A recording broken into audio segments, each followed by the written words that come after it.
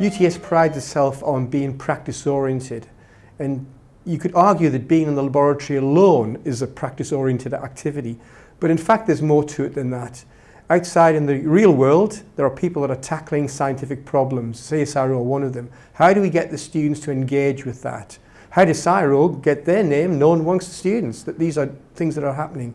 So what we wanted to do was to create an opportunity for students to engage with cutting-edge science at a certain level, and that was one of the main drivers. It's a progression, I think, when students come into university. They have things which are structured, then less well structured, and eventually you want them to be able to cope with things that are quite unusual, strange, unfamiliar. And that was the point of the experiment, to give them that opportunity to cope with something that was different and see how they go with it. So the challenge for the student is to make that shift from reliance to self-reliance, if you like. And it can happen, and it doesn't happen at the same time for all students. So you've got to be aware that one of the challenges for the students is they won't move at all at the same pace. And for the demonstrators, they also need to recognise that the students will not all be ready for a different type of challenge. They need to be sympathetic to what's actually happening in the classroom or in the laboratory in this case. Students made some basic measurements on solar cells to look at how much power they get from the cells and what they could do with that power.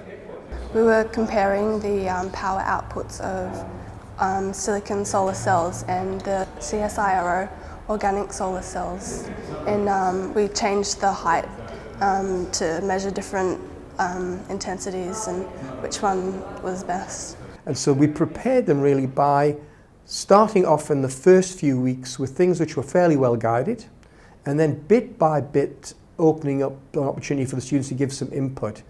It's a sort of scaffolding, you might use the phrase. So we tried to scaffold, and we also felt it was important that the demonstrators, their input would be very strong in terms of guidance to begin with, and then they would step back a little bit. I think the students assume my role to be that of like what they're used to, a traditional person who's coming along to tell them the answer, basically.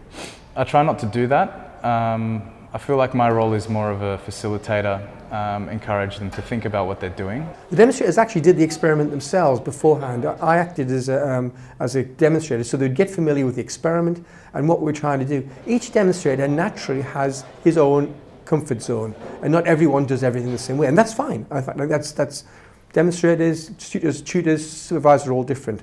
But to get the sense of what the experiment was about, so the technicalities, they were happy with the technicalities, what you plugged into and what could be changed, and then say, well, the philosophy of the experiment is this. So you did it by sort of, being like an exemplar, for want of a better term.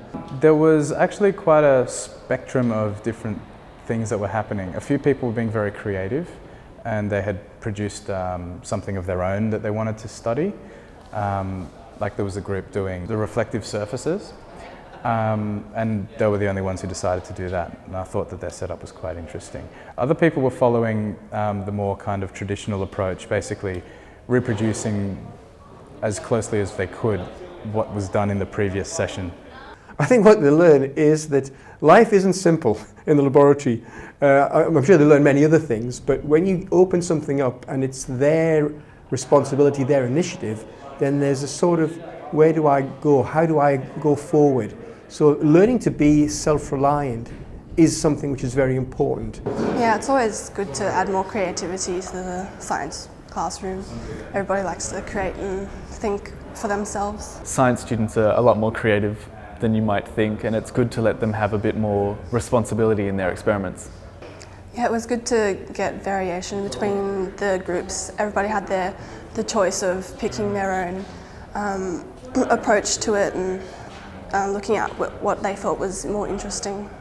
I think the majority of science courses around Sydney, at least, focuses on teaching students what is already known about science instead of teaching them ideals and scientific method. So I think this particular experiment definitely taught us how to create our own experiments and hopefully progress our careers in science.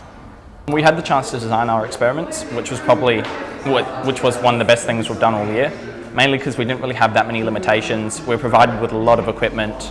We could go practically anywhere on campus. Some people stayed inside, we went outside. I mean, lovely day, sun's a lot easier to use. Getting the equipment from the CSIRO was probably the best part. mainly because this equipment isn't available anywhere else, these cells. They're not available to industry, they're not available to residential use, and the fact that we're allowed to get them, we're the only university in Australia that uses them currently, is pretty special. But learning to be able to cope with difficult open-ended problems is probably the most important thing. In a sense, the experiment isn't that important. And in the end it is, because context is important to students.